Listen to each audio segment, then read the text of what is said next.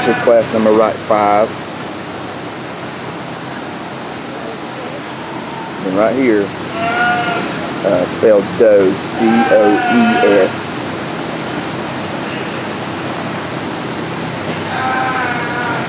And then if you'll put a number 1, erase your W, D-O-E-S, no W in there.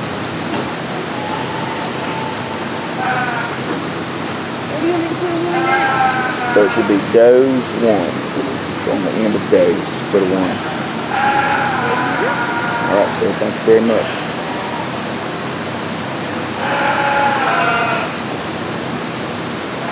Now take you some good notes because they're going to ask questions about this class later.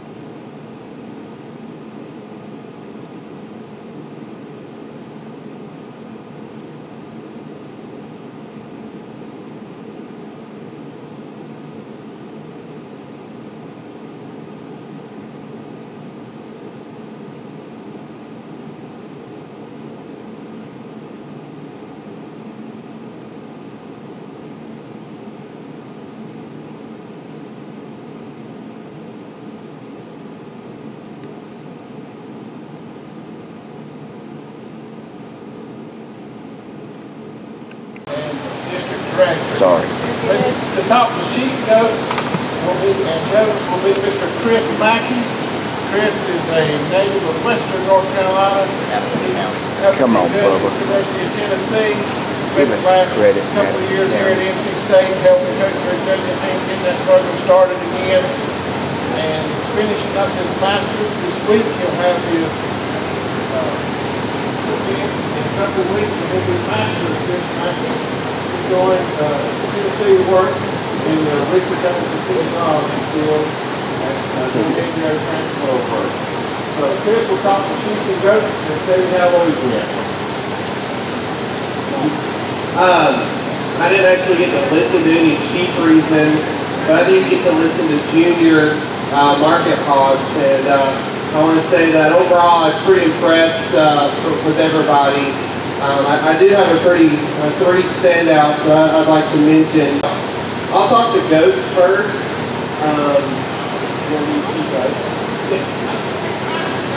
He did show up.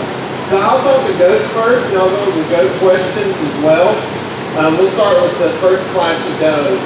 And initially, when we were picking out the classes, we thought they'd be a little bit more logical than when we actually got them out here in place. But when you actually step and look at the goats, they might have been just a little bit more challenging with some different things. You know, you can tie on to different things and utilize and place those does accordingly. But in the first class, we thought that there was something that you all logically needed to do. That's put the 4 doe on bottom. Easily the harshest body, the flattest rib, the lightest muscle, the off-balance doe as well.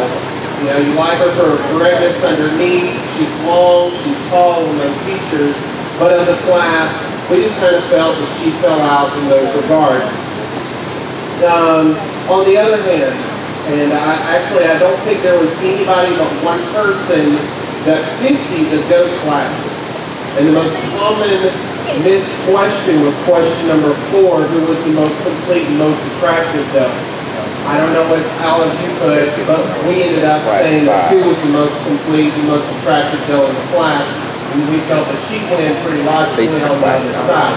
She didn't overwhelm you in terms of a tremendous amount of muscle, but she was good in her body shape. She was good in the way that she was assembled from front to rear.